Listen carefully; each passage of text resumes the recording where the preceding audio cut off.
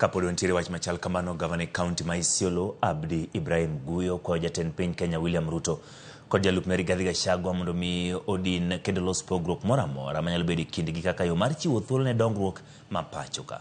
Kane lose kanisa ma Full Gospel ma Milimani Isiolo ne oyango ni pogruok e kindgi nyalo pogo piny Kenya kendo rocho chenro mag dongruok. Oyango pogruok mosechako neno kelo paro mag tend Uhuru Kenyatta mok onego bedie ka okwayo jokandho mondo mi olem ne jotelo kod oganda jo Kenya kanyakla.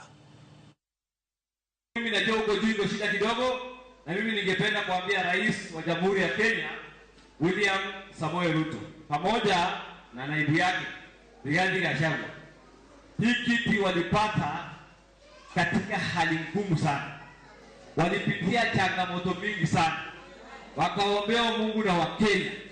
Sasa wamepata viti, wamekalia viti, wasiturudishe kwa ile mambo ilikuwa inafanywa na ile serikali nyingine. Mnakubaliana na mimi? Mnataka kuona wakipigana? Wakipigana wananchi watasaidika? Tunataka mahali wako leo wasikie.